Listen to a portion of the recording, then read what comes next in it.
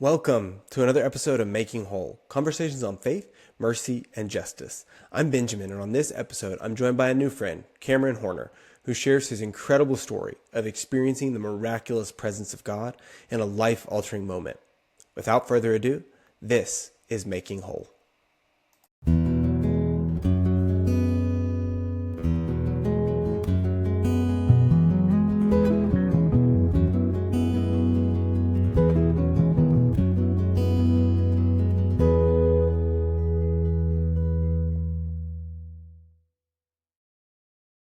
All right, so my first encounter with you was I'm in the very back of this beautiful chapel in the middle of Alabama, Nauvoo, if anybody's ever heard of it. And I'm crying quite a bit because all the performances are so moving at the Hope Heals talent show. But in particular, I'm watching you and Annie do your first dance from your wedding in this sort of crowd of people, and it was really moving to me. And for other people, it won't naturally occur to them why that was moving. So I'd love that to be the bridge we build in telling kind of who you are and how you're coming to this conversation with me. Yeah. Good segue. Yeah, well, so I'm a wheelchair user. If you're watching the video, that's not obvious, but I'm sitting in a wheelchair right now. I became paralyzed when I was 18 years old through a diving accident. I was on family vacation, and I'm sure we'll get to some of those details. But Ben, that dance was very meaningful for us, obviously, because it was our wedding dance, wedding day dance, and we practiced it a ton. But the day of at camp, and then the week after, we just got so much feedback. I mean, I can't tell you how many people came up and was like, "We loved your dance. It meant so much to us." And I guess that you always want to be careful being like, "Oh, interabled couples are like they're angels and saints." So you want to be careful with that, but there is a power to just like doing life together in the way that my wife and I do. So she's not disabled; she's an able-bodied person, and just doing life in the way that we do. We're trying to put language to it, honestly, but it definitely it impacts people in a particular way, and we're wanting to learn to steward that well. But yeah, that dance was, I guess it was kind of like our little gift to everyone there of like, here we are. Mm-hmm. Um, and then you should have seen us get down at the party later. We really danced at that one. There's recordings of those that somewhere that people took. But yeah, so it was a special camp, special week for us. That was our first time at camp. So Yeah, there's always something magical that happens, I think, when you can see something with your eyes and experience it. And I think, one of my little sort of life mission statements is to help people see, hear, and imagine God's work mm, in the world. And I think that was such a clear picture of that. Like when I see mm, things that are just like, well, that doesn't fit with any box or mold that I've ever had for mm, this before, but it's so stunningly beautiful. I yeah. thought it was just such a powerful thing to offer. And that talent show space does that in a lot of different ways. But I think Hmm. in particular, when we think about love and relationships and marriage and sort of all the things we think everyone sort of wants and deserves and whatever language you'd use around that, I can imagine there may have been a point in your story where it didn't feel like that would be possible or that's how things would go. Maybe talk a little bit about that, like how having an accident at 18, which is such a fork in the road age anyways, how that started shaping Yeah. your hope in the world. Yeah. Well, actually, I'll go back to the dance real quick. I think perhaps when people think about life with a profound disability like I have, they don't think, oh, beautiful, flourishing life. Mm, So maybe the reason that dance was so powerful for people was that suddenly they're seeing something so beautiful and moving from a life that shouldn't be that way. And I think I would want to like copy and paste that onto how I've experienced disability. I mean, being disabled is can be so hard. Like I don't want to minimize that. And I went through when I was 18, just the hardest thing I'd ever gone through or ever will go through, most likely. But what I found is the joy that can come with um, almost like living into the calling and the purpose that God now has for you in that space. It truly can be like a dance uh, at Hope Hills Camp, where okay, these two things don't compute. Like this Mm-hmm. shouldn't be this flourishing thing, and yet it's not only enjoyable for me and my wife, but it just like extends this grace to everyone around them for reasons I can't even explain. So anyway, Mm-hmm. that's just maybe a paradigm through which I'm trying to think through these things. Is that there's an incongruence, I think, in people's minds when they see profound disability, but also this flourishing life. Um, Yeah. yeah, go ahead. Well, I was gonna say, I think like it's the Beatitudes in some way, right? Where it's like, Mm, blessed are these confounding statements that Jesus makes. hmm. And I think Exactly. what you're saying like hits that on the head. It's like I think what Jesus is saying there is like pay attention to this. Pay attention to Hmm. those who are poor in spirit. Pay attention to those who are Hmm. persecuted. Pay attention to those who are mourning because they have something to show us about the kingdom. And I Yeah. think that's what you all so graciously extended to us was like, Mm, here, watch us flourish and hmm. allow the Holy Spirit to reshape your imagination Yeah. for flourishing. Yeah, for sure. So I heard you say Y- calling in there. Uh, can you talk about like life, calling, purpose before accident and then sort of post? Yeah, totally. And really, I think this is one of the more profound parts of my God story. Like, I recognize, like, I have experienced the profound goodness and grace of God, and that is the only reason I have a story. Otherwise, it would just kind of be oh man, what a sad story. But my story is anything but a sad story because of what God has done in it. So, I mean, I guess I usually go back to like the growing up years. Growing up, I was in a traditional Southern Baptist church in the countryside of North Carolina. I grew up on a farm kind of thing, and had like an initial spiritual encounter with the Lord at a young age, like that was genuine and real. But by the time I hit my teenage years, I had like no walk with the Lord and absolutely no sense of calling into ministry. Like that would have been the last thing. I didn't know what I wanted to do in life, but that would have been the last thing I would have said.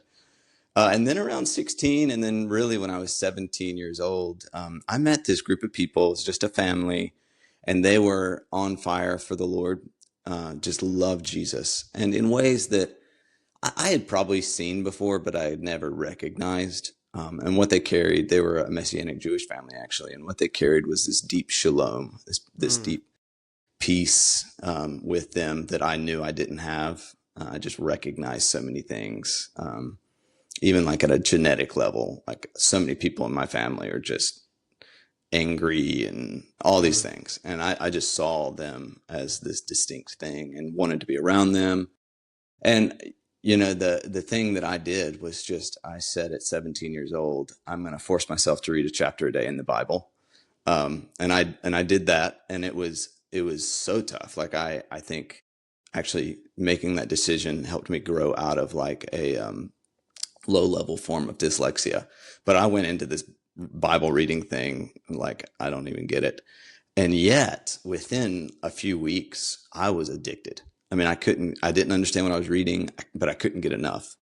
And just like, it was like being plugged into a power outlet, I guess mm. is the best way that I explain it, because suddenly the sins that I had tried to get free of as a teenager for years, just like, I mean, they were still hard, but they just kind of fell away. And I was able to say yes to the Lord. I saw prayers being answered, miracles happen. Yeah, it would be hard to overstate the awakening I was experiencing from the Lord. However, as genuine as it was also within the context of a theology of faith healing or word of faith or prosperity gospel. Mm. By the time I was 18, I felt a call into ministry. I had no idea what that would look like. But the ministry idea that I had, and all of this is prior to being disabled, for anybody who's not tracking. All of the ideas that I had were to preach this, fully blessed life, prosperous, healing. I mean, I could have done a seminar on faith healing at that age. Like, that's how into it I was. So it's really this profound narrative arc in my life of being so convinced of that way of seeing the world and actually experiencing God in a profound way, even in the midst of that theology. Then August 2011, I'm packed for college. I'm going to a little Bible school up in Minnesota. I don't even know why, but that's where I was headed. I'm in North Carolina. We go on family vacation one more time before I leave. And day 2 of that vacation, I dive into shallow water, break my neck, and become completely paralyzed. And I'll get to like the day of miracle story, but it ended up being this profound miracle story of God's goodness. When we called out to him, he came near. So after 4 months of therapy, I went on to therapy and all this stuff to learn to live life again from a wheelchair. I came home and people began asking me to come and share my story with them. And I made an agreement with the Lord. I was like, I'm not going to ask anyone to come speak. It's just going to have to be you sending me opportunities. I just want you behind this. And it was game on. I mean, I had so many opportunities, especially in those first few years. And it was this journey for me that wasn't immediate going from, okay, I'm ministering in a way that is communicating God only wants people healed. And that's my theology. Now, suddenly, I'm profoundly disabled. I am still hard-headedly convinced of that idea. Wow. And what do? And it came out in my preaching at times, for sure, though my preaching at that point was more just telling my story. But on a personal level, I was doing the things that I knew to get my healing. I was praying the prayers. I was listening to the tapes. I was quoting the scriptures. I at times was in the floor because I was trying to stand up in faith. And so, like, you can't come along and say, well, I just didn't have enough faith, or I didn't grow my faith enough. You're wrong if you think that. But what the Lord did for me slowly was he began to, instead of like allowing me to get to a place where I gave up and this faith thing isn't real, he put me in a context of a group of guys and this amazing man, I call him my mentor, David Gordon, who just loved the Bible, loved the movement of the Holy Spirit, so it allowed me to stay charismatic, and also loved talking about the way of the cross, the hope of the gospel, the age to come when Jesus returns, and talked about the role of suffering in our lives and what God does in it and through it. And I can't even explain it. It was just this Holy Spirit, because I was so firm in my beliefs about faith healing. But it was like the Lord gently, though at times it felt like pulling teeth, gently just reoriented my faith. So my faith was now not just directed at this healing thing, but now I had faith for perseverance. We are all about, I think, in certain segments of the church, all about sharing the stories of faith where God did the thing and the person became, healed, restored, whatever. And those are amazing. Like, we need those. Amen.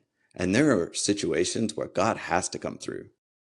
But we are so deficient in certain segments of the church, not the whole church, but we're very deficient in saying, hey, and here's this other expression of faith that is so profound, but it didn't look like getting the miracle. It looked like the miracle of someone having joy when they shouldn't have joy. Yeah. So a lot of my ministry focus became just around that, like trying to communicate to people, there's a bigger hope than me getting out of this wheelchair. And in fact, I've seen God do so much through me in this chair, getting to speak to people that normally wouldn't listen. I mean, I genuinely in my early 20s got to a place of like, I don't think I could take this back. As hard as this is, I don't think I could reverse this with all good Mm. conscience because God is doing so much in it. And that's fluctuated at times over the years, but yeah, just seeing the Lord do so many profound things in it really shaped the way that I decided to minister and my hope. But anyway, any thoughts or comments on that? I mean, Talking a lot. one, I'm blown away because I think there's so many times in my life that I'm sort of like, well, didn't happen. Okay, you know. And it's not a negative, it's just an ambivalence, right? But Hmm. I think what comes through and what you're sharing is this thread of like, no, I actually believe God is good. And like, I actually believe this Hmm. is the path that my life is intended to be on. Hmm. And even when I hear you say, I wouldn't take it back, like, how? I want to hear more about that. Like, because, yeah, I think I've said that about some things that have been painful in my life, but they were more temporary discomfort. They weren't altering the entire course of the way I would engage the world. So, like, yeah, how does God form that in you? Yeah, I think one answer could be, well, look at all he's doing through it. Mm, Therefore, I don't want to take it back. I almost think that's as good of an answer as it that sounds. I think that's probably the wrong answer. I think the right answer for how does he form that in you is actually goes back to something, this quirk in the character of God. mm, That is, he just loves to come near to those who are in desperate need, who are suffering, and who are in a place of utter dependence on him. People who are in a unique space of carrying the cross. mm-hmm, He just loves to come near that. I think we're so often in Western Christianity in just a place where we don't need him that much. mm, But when you suddenly find yourself in a state where you actually need the Lord to come through on a daily basis, I mean, I've talked to numerous disabled friends about this, and I've heard them say these words. When you're in a state where you need Him to come through on a daily or almost daily basis, there's just an intimacy with Him and a sweetness of joy with Him that you get to experience that, yeah, I mean, it would be hard to say to go back from that. I think is probably the primary thing. And then I think you add on top of that, wow, look at what God is doing through this story. mm-hmm, How could I say no to it? mm-hmm, Even now, like I think about what if I just was healed right now? mm, What about all my friends that are wheelchair users? Like, would I just now go to them and say, well, you can be healed too? Or would I say, well, sorry guys, I can't join in I play wheelchair rugby, can't join the mm-hmm, wheelchair rugby anymore. Have a good life. mm-hmm. Like I'm embedded in their lives because I'm disabled. And it's just, to me, I can't even fathom like removing that because of the relational aspects of it. I don't know. It's just a lot of reasons, I would say. Primarily though, the joy that comes with intimacy with the Lord in a space like this. So, Mm-hmm. Yeah, yeah. intimacy is such a beautiful and such a weighty word. Like I felt that. Mm-hmm. Uh, I feel in my body right now that Mm-hmm. I need that to be true. Like I Yeah. need that to be true that God loves to come near to those who desperately need him. Like that is one of the most beautiful and profound ways I've ever heard that said. Mm-hmm. And I love the fact that you called it a quirk. Uh, because it does like God, like I think about like giddiness, Mm-hmm. as a spiritual director, I find myself often wanting to convince my directees that God is like giddy to spend time with them, when they're sort of like Yeah. sad about the fact that they're not experiencing God in a moment. I sort of just want to say to them, like, I don't think God's like really upset with you. Like, I think God is like playfully maybe hiding Mm-hmm. from you, like maybe Mm-hmm. playing some hide and seek. So I love thinking about God in that way. Yeah. So that was really healing to my soul to hear you Mm. say that because I've seen that to be true, and I've known that to be true. But to be reminded of it is a really special Mm. thing. Um, Can I add one little bit on the end of Please, yeah. this? Because I think I do advocacy work too for the disabled community, and one of the things, one of the models or methods that is, it can seem ambiguous or not that harmful, but it actually can be harmful, is this like where you turn people with disabilities into saints. Mm, They have a special relationship with the Lord because they're disabled. And that's just not true. Like, I mm-hmm, know some of the most scoundrel people that I know are people with disabilities. So it's not like you just become a saint. However, um, as with all of humanity, being put in a unique position of trial or difficulty, which disability brings that, it has the potential to form you in positive ways. mm, It also has the potential to deform you. Most of that has to do with kind of our response and the posture that we go into it. But back to the like intimacy with the Lord bit, it's not like I have access to him in a unique way. mm-hmm, It just like what we've been talking about is something that all humans can have. It's just that for some reason, when you're put in a position like I or someone with a disability has, it's just like we're I don't know how to say it better, but we're non-voluntarily placed in the position that God really likes to come near to. mm, But anybody could have a heart of deep dependence on him, mm-hmm, um, live a life of faith that looks like, God, I'm gonna be in a state where you have to come through, or just have the desire for the intimacy with him. I don't know. He'll come near to that kind of mm-hmm. heart. So yeah, it's not that, people that use wheelchairs are closer to God. Um, but we are in a state that all humans probably need to get to in some Mm-hmm. way often. Mm-hmm.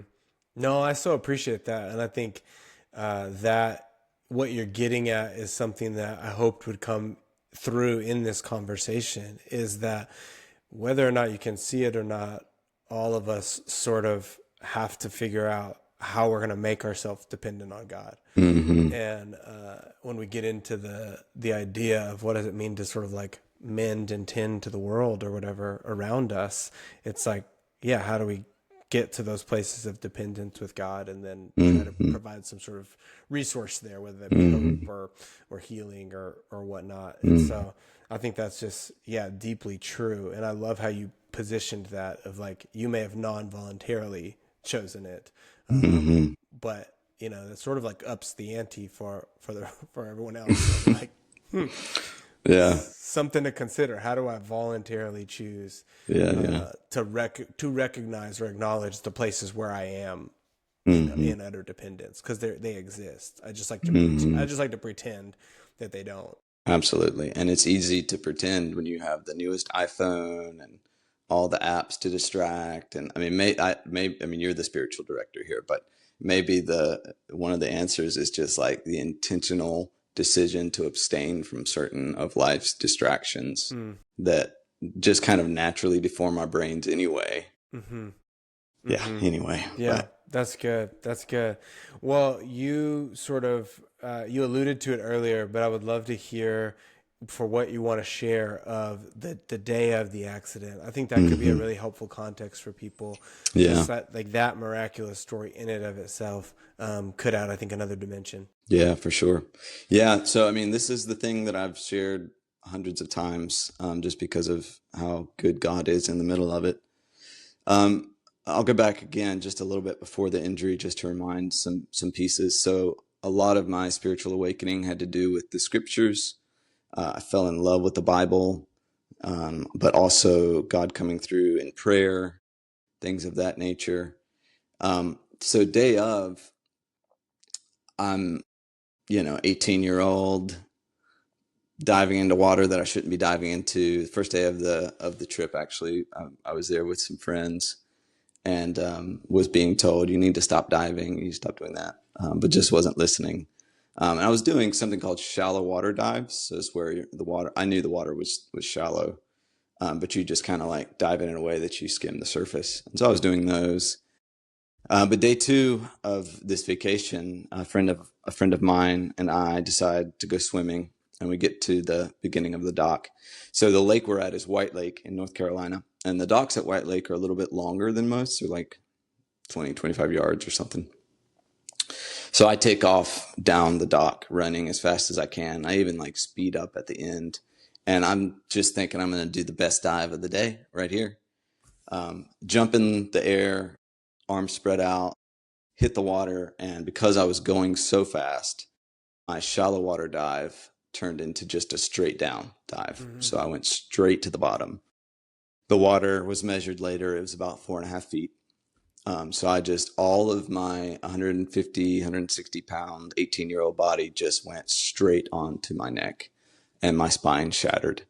And I had immediately sustained what's called a spinal cord injury, which is where often it's where the bones in the neck, when they break, they go into the spinal cord. So for folks who don't know, just a little education here, the spinal cord is just the nerves that run from your brain to the rest of your body, allowing you to, if you wiggle your toes, it's your brain communicating through your spinal cord. But if those nerves get damaged, they're not like other nerves. They actually don't heal. So when people are completely paralyzed for life, it's almost always a spinal cord injury situation. So that's what happened to me immediately. Right now I can move my arms. I got function back in my arms and somewhat of my hands. But when it first occurred, I hit the bottom, didn't really float back up, and was just completely paralyzed. Couldn't move anything, maybe a little wiggle in my arms, but that was it, and was just totally paralyzed under the water. I didn't pass out. I wasn't in very much pain. My neck hurt a little bit, which was kind of a signal to me of maybe what went on. It was just a shock that went through my body and then nothing. So the first few seconds was me trying to figure out what just happened. I suddenly just couldn't feel my body. I tried to find where up was, and I wasn't sure where it was, but I started trying to swim towards where I thought up was. And it was like, I'm telling my arms to move, but they're not doing anything. I'm used to that now, but that was like the first moment of experiencing that was tremendously disconcerting. So as I began to piece things together, I had some emergency services background. And so I began to piece things together. Oh, I think I just broke my neck. And then the fear begins to set in. The realization for the first time in my life, oh, I might be about to die. The thoughts of my family, especially my dad, came to my mind. How's he going to do? I mean, just it's amazing the things that come into your mind in a moment like that. But then, Benjamin, the best way I have learned to explain it is that the Spirit of God just met me under the water. And he led me to prayer. And I began to pray. And as soon as I began to pray, a peace came over me that it wasn't like the fear went away, but the way I was explaining it is that either the volume on it was turned down or it was pushed to the back. And what was the forward experience was the peace of God under the water. And it was a peace that communicated to me, you're going to be okay. We can philosophize on what that peace actually was, but I felt like you're going to be okay. But I was still under the water. I was still holding my breath. I was still waiting. I was going swimming with the friend, but I had ran off in front of her. I was just waiting and praying and praying and praying. There's a thing that happens, though, when you hold your breath for so long. It's kind of obvious. Your body just forces you to take in air. It's like a reflexive gasp. And under the water, I knew that. I mean, I was thinking through the scenario, like, this is going to happen soon. My lungs are burning. And I was probably under the water for about a minute and some change. And as my lungs are burning, I just know, like, soon I'm gonna gasp in air, and that's gonna be it. And then I got to the end of my ability to hold my breath, and I just kind of did the little hiccup gasp thing. And I don't know how to explain it. I'm, 32 now. And so I look back on that day and I think, well, maybe it was this or maybe it was that. But I just had more air. Mm. I did the hiccup thing. I saw the bubbles go up. But then suddenly I just had like this half or quarter breath of air left just to hang on a little bit longer. And it was so impactful that later when I was able to, because I couldn't talk for like almost a week because of different things. When I was able to talk again, it was the first thing I shared. Like when I was under the water, I just had more air given to me. So I try not to, as the cynical 32-year-old, out cynical the 18-year-old who was actually there and experienced it in its profundity. But all I know is I believe I experienced some kind of provisional miracle under the water in the midst of prayer and deep need. Because of that, I didn't take in water, which would have been, even if I had survived it, would have been a massive extra hurdle on top of being paralyzed, pneumonia, all these things. So just this like miraculous provision occurred.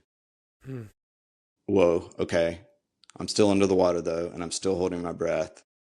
And then maybe 10, 15 seconds go by and I'm at the end again. I'm still praying. I'm still communing with God. I'm still calling out to him for help. And suddenly right beside me, the figure of my friend appears and she reaches down, pulls me up, supports my head, and begins pulling me back to shore. And I came up totally blue in the face, gasped air, and the words I said was, "Christina, my neck hurts."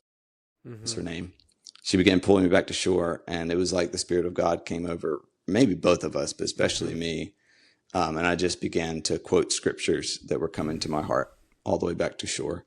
And a lot of them were healing scriptures. So by his stripes, I'm healed. In Jesus' name, I'm healed. I was doing the thing. And you can critique that, somebody out there, if you want. But that was my 18-year-old expression of faith. And the Lord seemed to accept it because he came near. He brought joy and strength to us. I didn't get the full healing, but he sure liked it when I called out to him for it when I needed it. So she's pulling me back to shore. I'm crying out to the Lord. People are gathering around. She gets me as close to the shore as she can, and people start poking my legs. Do you feel this? Do you feel that? And my family, when they get there, they start praying. So we just enter into prayer. And I mean, that was the response that God had trained us for in the year and a half leading up to that moment. So really one of the most profound parts of my story is the fact that God brought me and really most of my family through a profound spiritual awakening just before this moment.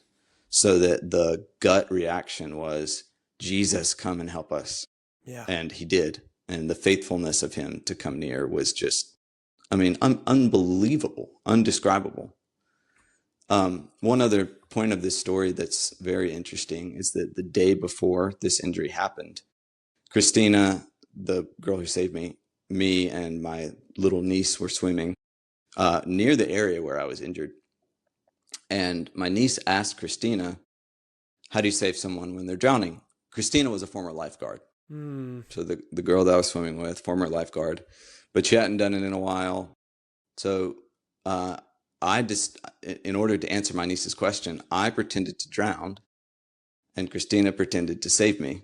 Later, she tells me that when we did that, I was in the exact position that she found me in the next day. So this former lifeguard who, hadn't done it in a while had an opportunity to practice before 24 hours before this injury occurs.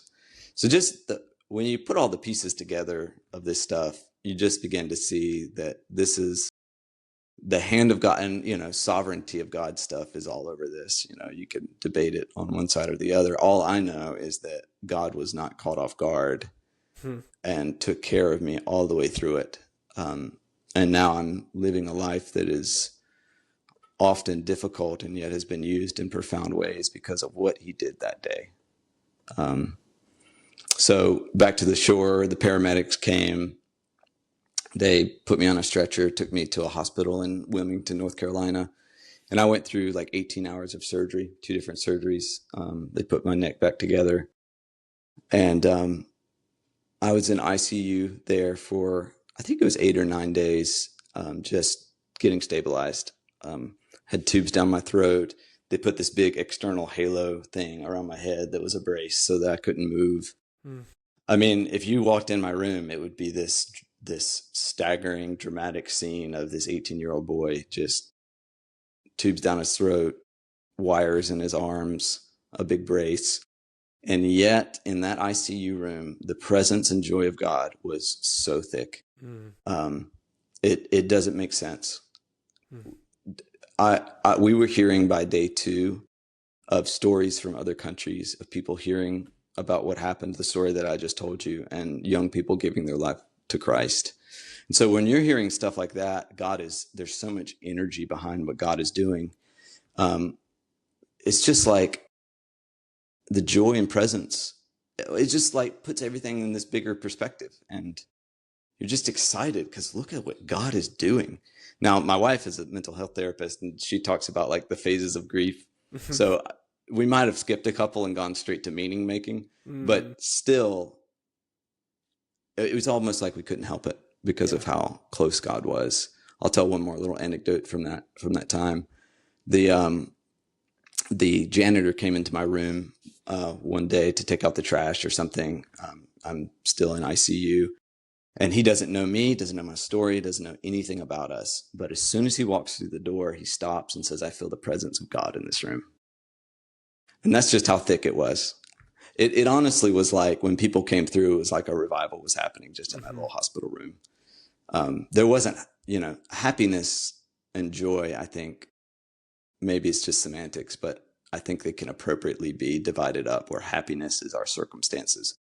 And I often try to communicate to people, we don't have happiness in a hospital room unless a baby was just born or we get a good diagnosis or something like that. But generally, when you're in a profound state like I'm in, you don't have happiness, but you can have joy.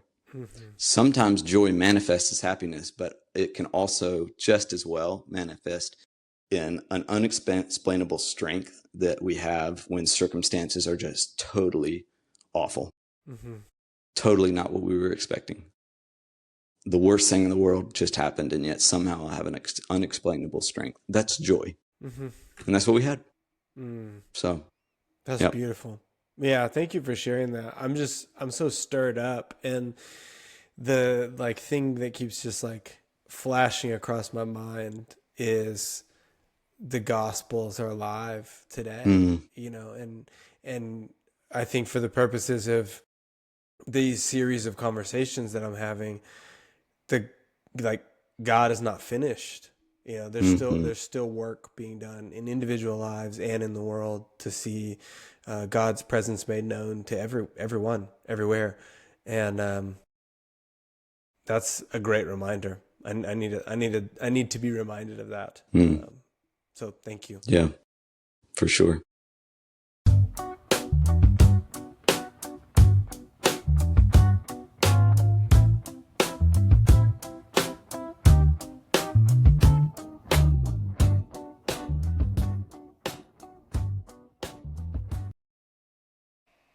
Just a quick break to remind you that this podcast supports the work of Sozo Justice Collective, which is creating space for healing and hope on the way to a more just and beautiful world.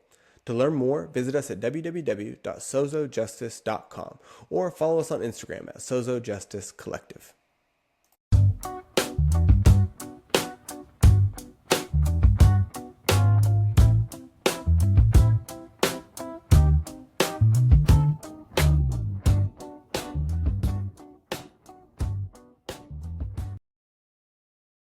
So somehow all of that ends up in a container, and you start getting invited to speak places. And Cameron Horner Ministries comes on the scene. Yeah. What were you thinking about in those early days? And then how has that kind of transitioned just as you've matured, as you've grown? It's been 14 years now, so almost as many years as before the accident. You're getting to that Getting to that point. Yeah. Just what's that been like? Yeah. Well, to be honest, until 2019, there was kind of a a point in 2019 that we can maybe discuss. But up until that point, it was like my heart was just in this constant state of just revived awakening. Most people don't get to experience that. You're a spiritual director, like you get excited for the first maybe year or so, and then you got to start dealing with the like, I don't feel the presence of God like I used to. That's very normal. Mm-hmm. I experienced a more abnormal experience of just on fire for Jesus in ways that I can't even put into words.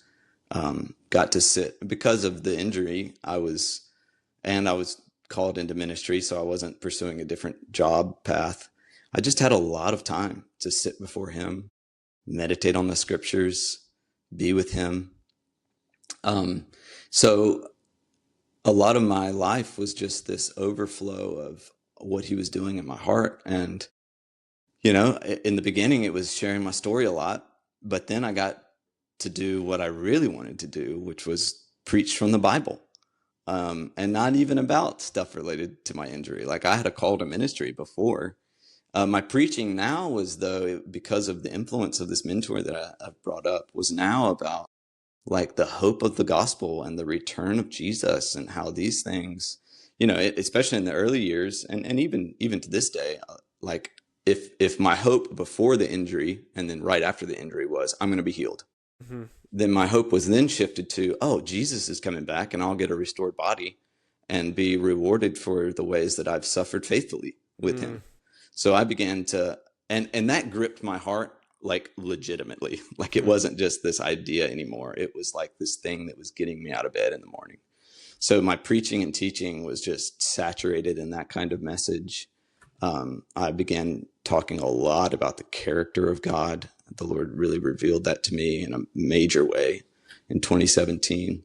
So yeah, it was kind of two primary legs, for lack of a better word, was the sharing my story and preaching from the Bible, was also leading a lot of small groups and home groups.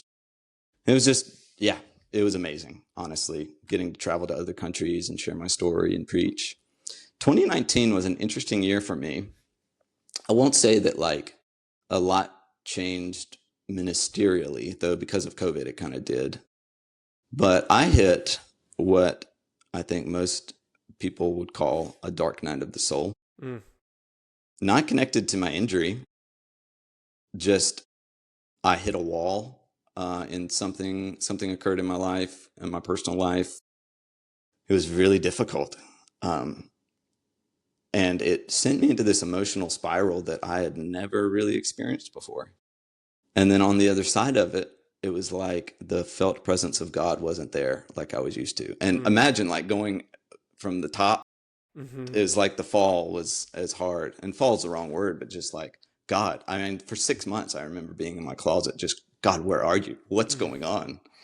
And then thankfully through, influences like John Mark Comer and some of the formational teachers that are becoming prominent, began to get language of dark night of the soul and realize that can be a multi-year process of journey.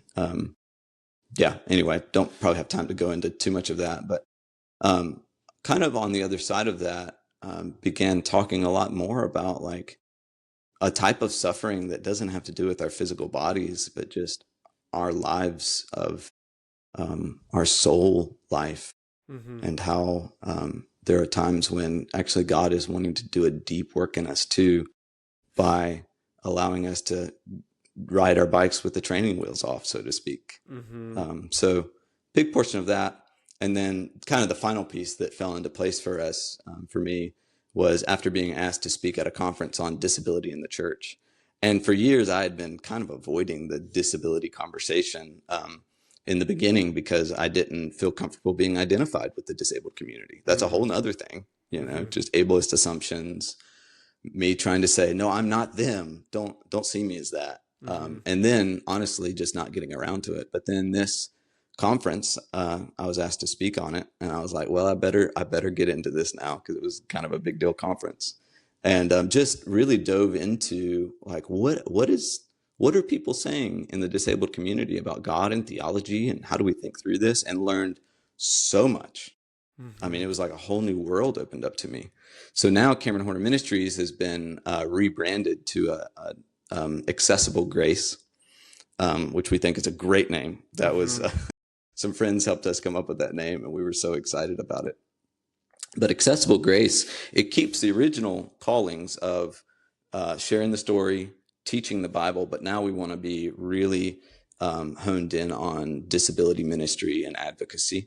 So helping churches becoming places of belonging, um, personal pastoral care for people with disabilities, and then also a mentorship program, which we're building out right now, of other people with disabilities who can come alongside people who are fresh to their injuries or have never had anyone to talk to about it. So that's kind of some of the things that we're building right now. But yeah, a lot of the calling has shifted because I'm beginning to see, it's like my eyes have been opened to the Mm-hmm. disabled community, even though I've been in a wheelchair for so long. But you just start to see, oh my goodness, there are treasures here that for years I missed. Mm. But yeah, so that's some of it. Yeah, that's cool. I remember when we were having dinner at Hope Hills Camp, the adult only dinner, which is about the only dinner that week where I can actually hear because there's not, 400 people in one room and you're getting to have a smaller conversation. And I remember you sharing that name, and it just deeply resonated with me and Mm, moved me, and even helped me as I was in a season of thinking about, okay, how do I want to take the disparate pieces of my life and story and yeah. do ministry with them. I was so deeply encouraged by the way you've taken the parts of your story, and Mm, turned it into something that is offered back so beautifully. And mm. when you were Thank. talking about it just now, the story that came to mind, probably because it was the scripture reading today, but it was like Jesus talking with the disciples in a post resurrection moment and sort of sending them out, like go now and make disciples. And the thought that comes to mind is like credible witnesses. Like Hmm. they were with Jesus in these moments. They were credible witnesses to something that had transpired. And I see that in your story. Like I see you Mm, being such a credible witness to how God met you in a particular kind of moment. And then taking that to other folks who have had a similar kind of moment and helping them hmm. discover where God might be at work in that. And I think Yeah, that's for sure. a pretty profound uh, thing to be stepping into. So Yeah. I feel grateful to know about that and to know about Mm. the work that you're doing in this Thank you, space. man. Mm. Hmm. Yeah, one of the big callings that kind of adjacent to that, I've been in pastoral ministry of sorts for a long time. For better or for worse, it started at 18. Just people wanted me to come talk. And it's like, Mm-hmm. all right, Lord, I need you. But what I've found is so many people who live with disabilities don't have a lot of pastoral care.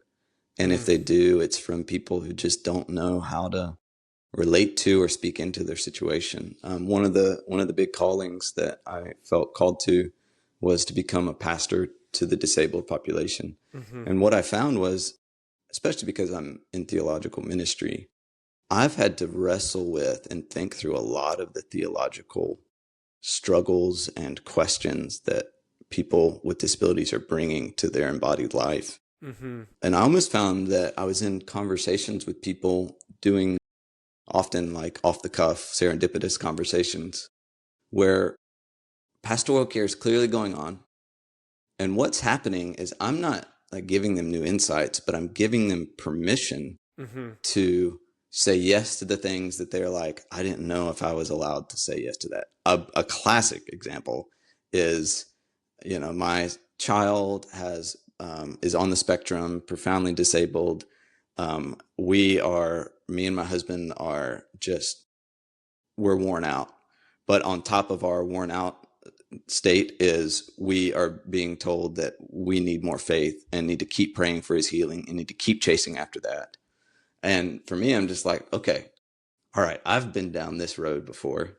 I remember Mm-hmm. the moment when the Lord kind of almost said, all right, you can stop asking for it now. My grace is sufficient. And I was able to, that was an actual, I've had multiple of those conversations actually. You're actually able to give them permission to say, hey, you want to say yes to this calling that God's given to you, and to actually see it as a beautiful calling, you have permission to do that. Mm-hmm. You have permission to stop seeking this thing that you feel like you have to. And if you stop, then it's your fault that the child is not getting their healing. Stuff like that, that's just one example. But families that have disability in their story have to deal with that kind of thing all the time. Mm-hmm. And if we're not equipped pastorally to care for moments like that, then we're not being the most helpful, because that's the stuff the real deal stuff they're dealing with. Mm-hmm. So yeah, I don't know, maybe somebody hears a commission out there, like, I need to become more of a pastor to the disabled community. But Yeah, no, I think that's beautiful. But I think like what you're pointing at is like, I think church in America, and this, I mean this is as a critique, it's more of an observation, is sort of this like one size fits all experience. definitely, Right. yeah. Let me just like tell you this one general story, and now you've got to sort of adapt your story to fit into the confines of it. And if it doesn't fit neatly, then something might be wrong with you, and you need to mentally ascend to whatever. Right. That's like Right. a cynical but I think true observation. And what I hear you saying is like, hey, what if in the church there actually are specialties? You know, like if you just went into the hospital and you had a particular kind of problem, they would send you to the specialist to work on that problem. And you want the specialist that works on that, that's studied that, that's experienced in that. You don't want the general Totally. guy to say like, oh, I've seen one of these in my lifetime, you know? And so I think what I hear you saying is like a beautiful compliment and adding a texture and almost like a dialect to the church to say like, well, if you have an accent or a slang, like Great way to put it. help me speak, you know, help me have Yeah. words, help me have language, help me have an embodied guide on this experience that I'm experiencing. And I think at the end of the day, that's what Jesus is doing. Like, as Jesus is coming into the human story to say, God wants to understand what this is all about in the truest way possible. I think that's incredible. Yeah, totally. And kind of along the lines of this, one of the big words in really a lot of justice conversations, but especially disability ministry, is the word belonging. So belonging over inclusion is one of the ethics that we hold. So inclusion is a great point because it says, all right, what do we got to do to get you here? But inclusion falls short because it still leaves us with like an us and them kind of dynamic. Whereas belonging is saying, hey, we're all on the same plane, we're all equal here on the same playing field. I need you and you need me. And belonging is, I love the justice pastor at the church that I go to, Bridgetown, has been using the language of kinship and friendship a lot lately. Really helped me kind of distill down what belonging, I think, means. So let's say you're talking to a church or organization, you're like, hey, I really want you to get on board with this belonging thing. And they kind of mentally ascend and they're like, yeah, that's right. We need to do this for those people out there. What that does is it like, okay, it's sterile. It's just like a sterile thing of like, all right, what have we got to do to be really ADA? Okay. But it can almost be tough to motivate because you don't have somebody in your life that you're actually caring for. Whereas friendship and kinship, let's change the scenario. Let's say you have a family of 5 and one of them becomes profoundly disabled. They're a wheelchair user. Well, that family of 5, unless they're just super dysfunctional, is going to do everything they can to make sure that their loved one can get to the table and share a meal with them, right? It's not like a legal obligation at this point. It's a kinship, friendship, I love you, you're an embodied human in my life situation. So belonging is much more like that. It's hey, people with disabilities are befriended, they're known, they're needed, they're cared for. People know their story and love them well. And if I can give a word to any pastors or people who might be listening who have ministry, really anybody actually, the us and them dynamic is so real for people with disabilities when they go into a church. I mean, I go to Bridgetown Church, amazing church. And the people there that go are like, I mean, some of the most professional, amazing people in the world on staff. And then they attract a crowd that just looks great, not all of them, of course. But it's easy to go in with a profound disability and just be like, I don't fit in here. And they've done some really good stuff lately that I really appreciate. But because of that dynamic anywhere, as a pastor or as a shepherd or as anybody with influence, be very careful about language and programming and anything you're doing that is going to further that us and them experience. Basic example, if you only say, please stand at the reading of the word, I love that because it's inviting people to take a posture of reverence. But what that does is it says, oh, I'm actually primarily just talking to people who can stand. Oh, and then you guys too. Yeah, you can't stand, but you're a part of us too. But it creates in our language and us and them, and something simple like stand if you're able, or if standing isn't accessible to you, please take a posture that, is reverence to the Lord. Something very simple like that. It just helps with this huge wall of us and them that is always there. Yeah. Yeah. And I think that work doesn't happen without you, right? And without people like you who are willing to say, you're sort of like going before, right? Totally. And I think that's leadership, is saying like, I'm risking being rejected or treated poorly to have this conversation so that someone else might not have the same experience that I'm going to have. And I think that's incredibly Christ-like. And I think that's a really beautiful thing to see, that advocacy within. And I'm curious, and I'll ask you this at the end, but I hope there's ways people in that are not in disabled can advocate as well, and we can figure out how to build some of those bridges. But I think I'm so appreciative of you saying this matters, and I'm going to put myself on the line even more. Like, I'm already vulnerable. I'm going to make myself even more vulnerable. That is stunning to me. Well, thank you. Yeah, I appreciate it. So you talked about belonging over mere inclusion, and you got a little bit at this friendship as the goal of accessibility. There's one more I want you to talk about before we wrap up, and that's amplifying diverse voices within the disability community. I thought that was really interesting when I saw that on your website, and so I'd love to just hear you say more about that. Yeah. So some of this, the problem with answering stuff like this is there's no like one size fits all, right? We all know that. So it's hard to give like an answer to it. What I like to point out to churches is almost to like motivate them to get on board with this work through pointing out what disabled people can bring to the life of their church.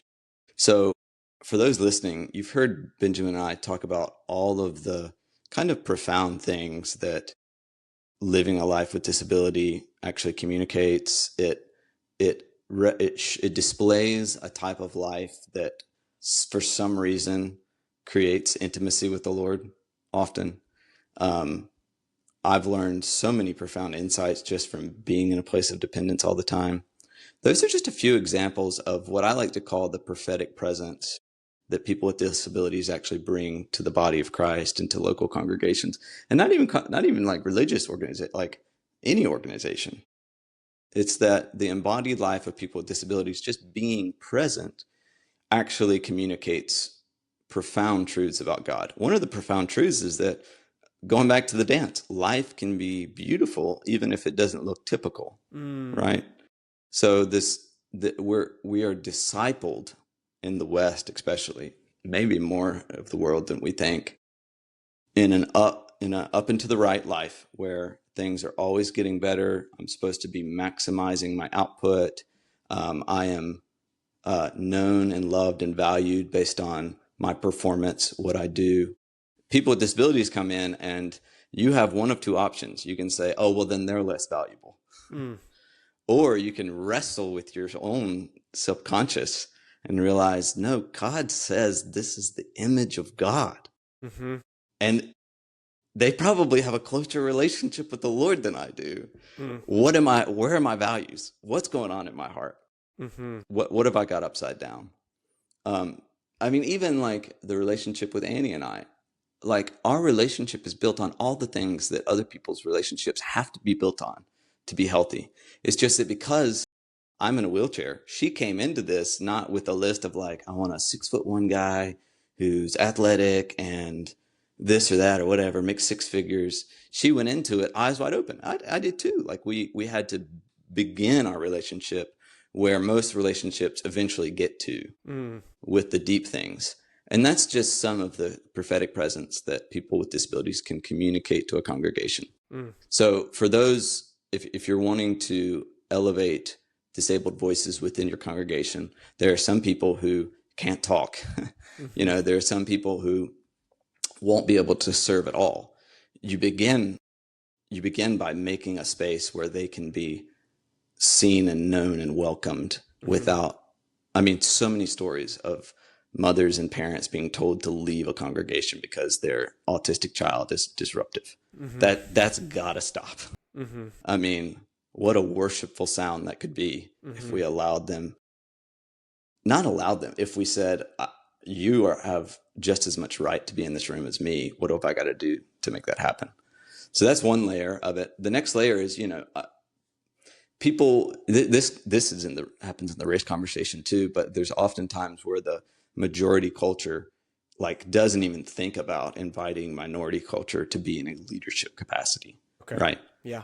I think with the disabled community, that's probably one of the biggest hurdles that we experience, because suddenly I'm asking this pastor and his congregation to be led by someone who doesn't have all the flashy skill. I mean, I'm a decent teacher and can talk, but there's people that have deep insights and so much to give who maybe don't have some of that. What have we got to do in our priorities to say, but I think you have something to give us. Mm-hmm. Will you lead me? Mm-hmm. Some of that means you got to put a ramp to the stage. Mm-hmm. You've got to do better about the physical access so that the social access of your community is more open to the things that disabled person can give you. So I think find the gifted people in your community that have the spiritual gifts of leadership that might be disabled. Find the space that works for them, not in a like tokenizing way, but in a way that says, actually, I realized that I have a need and deficiency because I haven't been inviting you to lead the way. Mm-hmm. And then if you do get a heart for this, when you find those people, ask them what they need. Ask them what needs to change in the church for them to be in a leadership or a volunteer capacity so that they can pour into the body. So it's just a few ideas. I think probably the main takeaway is we want to make spaces inviting and welcoming for people despite their ability to contribute, and then find those who actually could contribute, even if it's in unique and creative ways. Mm-hmm. And let's invite them to that space. Yeah. Let the person with the wheelchair give announcements sometime. Mm-hmm. Just to be up front. And I know that can sound tokenizing, but I'm the wheelchair guy saying it. Like, Yeah. it actually can be important for the body of Christ to see and experience different abilities and to say, oh, this person, I love them. They're amazing. They teach me something and they're not like me. Mm. And I kind of think I'm better than them and have what they need, but they actually have what I need. Yeah. Yeah. Anyway. That's so good. No, I mean, I think that turn of phrase, embodied prophetic presence, is, yeah, that will stay with me for a long time. And I hope it stays with people who are listening to this conversation as well. And I hope it really drives that conversation, that there's an embodied prophetic presence missing that we could have access to. And there's mutual benefit, which I love, our Hope Heals connection, because we talk all the time about mutuality of ministry. And so I'm just reminded of that again here too, of you're not just saying, hey, this is all for my benefit. It's like, actually, no, this is for your benefit. Like you want me to be here. You just don't know you want me to be here yet. Exactly. And Hope Hills is such a great example, because you go into that space and you are so profoundly changed by the experience of all the young and old with disabilities I mean, just the beauty of the worship and seeing families that love kids that'll never be, Hmm. this incredible, kid that's got on the football team and won't have all the things that we think, oh, if my kid achieves this, Hmm. then I have parented well. Well, Hmm. they're not experiencing that, and yet the profound love that's being poured out and the joy that's in their life. It's not easy, but man, they're communicating something to us when you go there that just it changes you. I mean, my wife, we both left just transformed just by being around a community of Christ that was primarily disabled people. Yeah. Yeah, So, nothing like it. So there's a yeah. plug there, and there will be some stuff in the show notes too for everybody to do some more Hmm. digging around in these spaces. And I think there's something really beautiful to unearth here. And so I thank you for offering your time and your voice Hmm. and your Totally. story Thanks. and your vulnerability to this conversation. Last question. How can people listening to this join the work you're doing in the spaces that you're making whole? Yeah. I mean, so we have a nonprofit that people can go to support. Um, we just rebranded, so getting opportunities to speak at churches and began talking to pastors and leaders about this. We'll do it on multiple levels. We'll do it on like a staff level or a congregational level. Oftentimes, congregational level is a great first step because I get to, as a person with a disability, be there, give some exposure and proximity, and then we can begin to shape the culture of the church towards this. So that's one bit. You can support what we're doing. But I tell you what, I've been really impressed, again, going back to my friend, the justice pastor at the church that I go to. He's been really shaping some of my paradigms around, I think, top-down change, oftentimes, top-down culture change. And he likes to talk more about bottom-up culture change. Hmm. And what that means is empowering just the layperson in the congregation with the ideas and resources and culture change to just like start loving on people well in their congregation, finding them, invite somebody that has a disability over for a meal. I mean, this is what Jesus said, find the people that can't pay you back. Mm. Sometimes that means like you got to get a ramp onto your house or something, or the next house you buy, maybe you need to consider, does it have a ramp? Can people get to my table? But even if that's, too much to do, just start befriending some folks, be in their life. Don't just focus on their disability, focus on their humanness. Mm. And bottom up culture change can so lead the way. And then you can begin influencing even leadership, I believe. So, Yeah, that's so good, and I think it's so in line with what the idea of these conversations is just how can just regular, ordinary folks start to do something small that begins to make our world more whole. So yeah. thank you for having this conversation with me, and thank you for just, yeah, who you are. It's been a real joy to connect with you and see you again. Thanks, man. So enjoyed this. This conversation had some moments that will stick with my soul for a very long time. To learn more about Cameron's work, head over to www.accessiblegrace.com. Friends of God, wherever you are, however you can, may God bless you in your making whole.